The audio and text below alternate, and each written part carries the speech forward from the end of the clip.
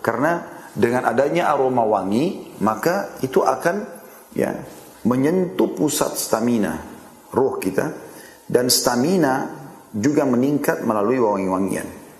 Oleh karena itu Nabi SAW sangat menyukainya. Dan subhanallah, fitrah Allah subhanahu wa ta'ala berikan kepada kita, saudaraku seiman, bagaimana kita ini diberikan oleh Allah subhanahu wa ta'ala rasa gerah, sehingga kita tidak suka dengan gerah itu. Dan terbukti setelah kita mandi misalnya atau kita mengganti pakaian, ada kebugaran yang kita rasakan. Dan itu adalah menandakan memang fitrah secara alami kita harus seperti itu. Ya, mulut kita pada saat habis makan atau segala macam aktivitas harian kadang-kadang enggak nyaman. Tapi begitu kita sikat dan mulai kita membersihkannya dan keluarlah aroma yang segar, kita lebih percaya diri. Kita juga lebih nyaman, gitu kan. Orang juga interaksi kepada kita juga nyaman. Jadi ada kepercayaan diri ini juga sangat berpengaruh kepada ketentraman jiwa, kegembiraannya Karena ini juga akan membuat kita mudah interaksi sama orang.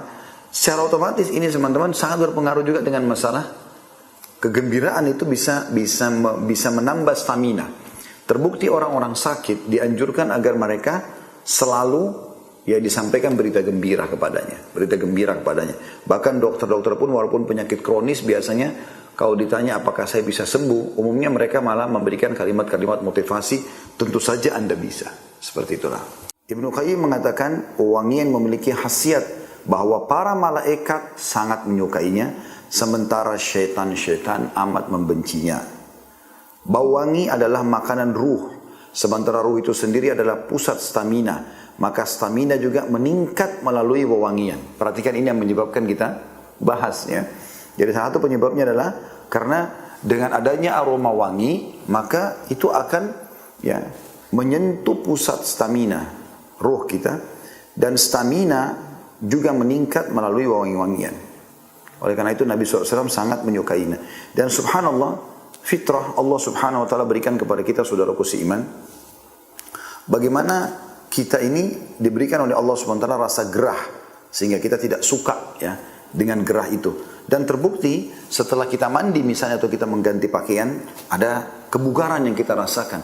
Dan itu adalah menandakan memang fitrah secara alami kita harus seperti itu.